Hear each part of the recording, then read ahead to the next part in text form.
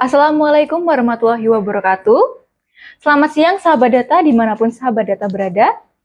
Saya Cantika sebagai host podcast Ngopi Siti kali ini, ngobrol pintar seputar informasi data dan statistik. Siang ini saya kedatangan narasumber, yaitu Kepala Badan Pusat Statistik Kabupaten Jember, yaitu Pak Tri Erwandi. Selamat siang, Pak. Selamat siang, Assalamualaikum sahabat data, sehat selalu semuanya. Masya Allah, semoga. Hari ini apa kabar Pak Tri? Baik, hari ini cerah ya, jadi nuansanya bening-bening nih. Apalagi lihat Mbak Cantika gitu ya, terasa bening. Nah, kebetulan podcast kita kan namanya Ngopi Siti ya Pak, Kita ngopi Siti terlebih dahulu. Oh iya, setuju. Benar Pak. Inspirasi dengan ngopi. Ya. Benar. Mantap sekali. Kalau boleh tahu Pak Tri suka Pak ngopi Pak? Wah, suka sekali, cuman saya lupa nih lagi puasa tadi. Saya pribadi juga sebenarnya suka banget Pak ngopi, tapi karena punya asam lambung jadi siti-siti aja Pak. Ya, dikit-dikit saja, dikit boleh ya. Benar Pak.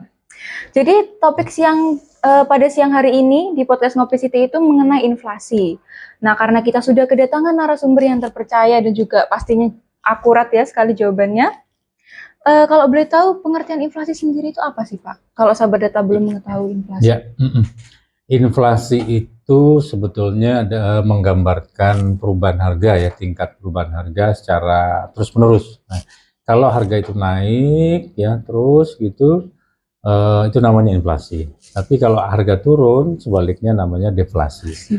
Nah, harga ini sangat berpengaruh terhadap pendapatan masyarakat gitu ya, sehingga ini bisa menurunkan daya beli masyarakat kalau terjadi inflasi, karena pendapatan masyarakat dengan yang mereka terima ketika dibelanjakan gitu, kalau terjadi kenaikan harga itu bisa menurunkan daya belinya ya, nggak cukup buat belanja-belanja yang lain gitu. Benar sekali. Maka inflasi itu penting ya, perlu kita hitung dengan cermat. Kemudian juga pemerintah harus tahu ya sinyal dari inflasi ini. Inflasi kan bisa naik, sedangkan kalau deflasi itu turun ya Pak. Ya. Kalau perhitungan inflasi sendiri itu didapat dari mana sih Pak? Apakah ada petugas yang survei atau bagaimana Pak? Betul sekali, memang untuk mendapatkan angka inflasi itu sebelumnya dilakukan pengumpulan data di lapangan ya.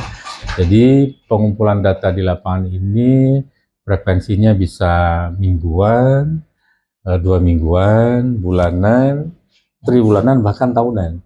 Karena ada perubahan harga itu yang sifatnya setahun sekali. Contohnya harga kontrak, nilai kontrak rumah gitu ya.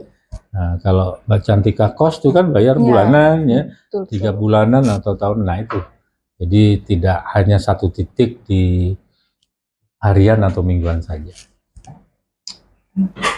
Nah, untuk penyajian inflasi sendiri itu kan ada month to month sama year on year juga ya Pak. Ya. Kemarin tuh saya sempat baca di web BPS Jember, di Maret 2024 itu inflasi year on year itu terjadi 2,53% Pak. Sedangkan di April 2024 itu terjadi sekitar 2,73%.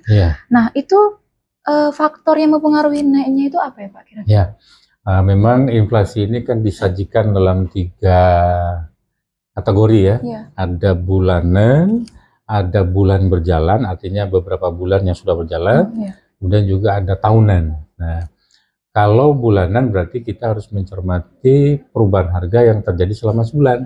Tapi kalau tahunan berarti kita tarik dengan mundur selama setahun ya. Nah, jadi inflasi itu bisa menggambarkan bulan ini, kemudian setahun, dan juga beberapa bulan mulai dari Januari sampai kondisi saat ini, gitu ya. Nah, dari angka tadi memang kalau secara tahunan itu mirip dengan kumulatif gitu ya, selama setahun. Jadi angkanya memang jauh lebih besar dibandingkan bulanan. Kalau bulanan hanya satu titik ya. Jadi misalnya inflasi April 0,29 gitu ya. Tapi kalau tahunan karena ini ada beberapa bulan, nah itu biasanya kalau bulanannya sampai setahun ya tinggal menjumlah saja kurang lebih kita dapatkan angka setahunnya begitu. Nah, Kalau 2,73 sebelumnya 2,53 Ya. gitu ya.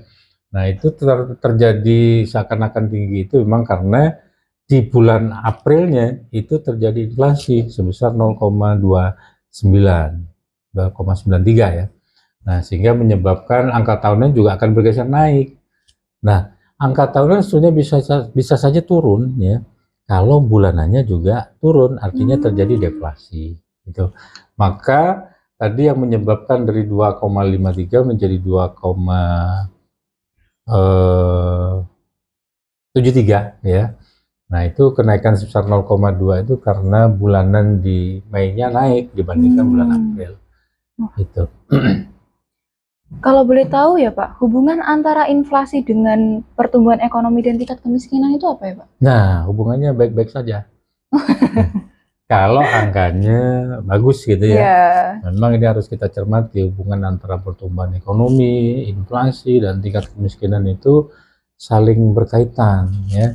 Nah, kalau misalnya terjadi kenaikan harga atau inflasi gitu ya, daya beli masyarakat menurun.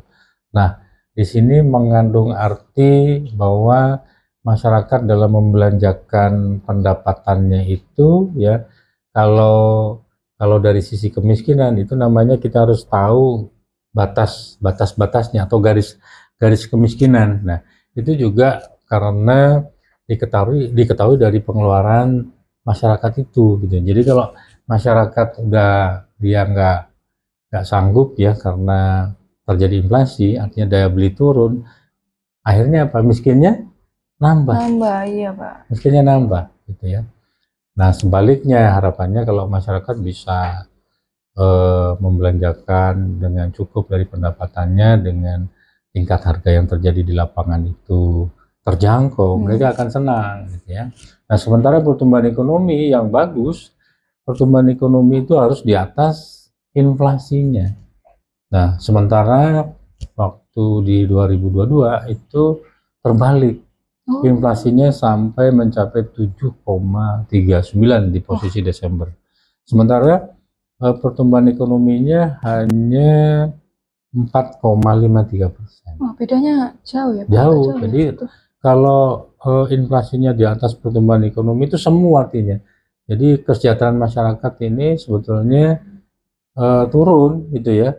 Karena walaupun ekonominya tumbuh positif, tapi dibayang-bayangi oleh kenaikan harga barang gitu ya. Sehingga ya percuma ya. Yang mereka rasakan sebetulnya percuma walaupun tumbuh ekonomi positif sebesar 4,53%. Sebegitu pentingnya ya, apa inflasi bagi pemerintah daerah dan juga masyarakat luas ya Pak. Ya. Makanya di inflasi itu dirilis tiap bulannya Pak, setiap tanggal 1. Betul ya. Jadi inflasi itu dirilis setiap bulan. Ini dengan maksud untuk memberikan informasi, warning kepada masyarakat. Ya, karena apa? Ya, kalau misalnya komoditas yang dikonsumsi ya, yang biasanya seperti cabai, bawang, bumbu-bumbu, nah itu kan yang sering dikonsumsi oleh masyarakat sehari-hari ya. Kopi juga ya Pak. Nah, kopi ini, kalau ingat kopi mau pengen minum lagi nih, boleh ya? Boleh Pak. Ya, karena ngopi sitik bisa inspirasi. Benar. Inspirasi. Minum dulu ya. Iya Pak. Sampai apalagi bunyi ya. Ini yang bikin tadi guru eksklusif podcast Ngopi City Pak. Iya, yang enak sekali ya Pak. Benar. Nggak tahu kopi apa tadi ya. Kopi apa ya? Kopi apa tadi? Kopi Robusta, apa Arabica, apa kopi sisa 1 tahun yang lalu. Kopi luwak. Oh, kopi luwak Pak. Makanya aman di lambung. Iya. Mantap. Sampai mana tadi ya? Sampai pentingnya inflasi untuk dirilis setiap bulannya Pak. Oh iya. Nah, tadi disampaikan memang ini memberikan informasi kepada pemerintah daerah, juga kepada masyarakat ya. Dengan informasi ini mereka akan bisa memanfaatkan misalnya terkait dengan program-program ya atau kebijakan-kebijakan yang dilakukan oleh daerah gitu ya. Jadi memang daerah itu harus menjaga tingkat inflasi ini yang sesuai dengan yang diharapkan. Biasanya ya normalnya sekitar 2% itu ya. Karena kalau 2% itu artinya inflasi tiap bulan itu biasa 0, ya 0, sehingga kalau setahun itu Kalau 2% itu masih di bawah pertumbuhan ekonomi sekitar hampir 5%, itu masih saving 3%-an lah yang bisa dirasakan dari sisi ekonomi. Ya. Baik Pak. Nah, untuk dari BPS sendiri itu ada saran tidak Pak untuk pemerintah daerah, untuk masyarakat luas, untuk cara gimana sih mengendalikan inflasi dan lain sebagainya? Ya, betul sekali. Jadi saran BPS untuk pemerintah daerah, ya, para stakeholder itu informasi mengenai inflasi ini menjadi warning ya, warning harus dijaga, jangan sampai inflasi itu seperti di tahun 2022 ya, sampai 7%-an seperti itu. Nah ini nanti juga akan menanyakan ke BPS, kenapa di Jember tidak bisa menjaga seperti kabupaten kota lain ya.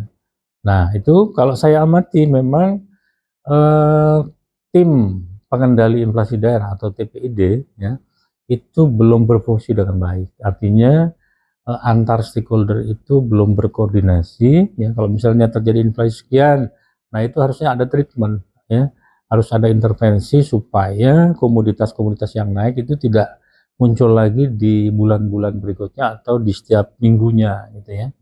Nah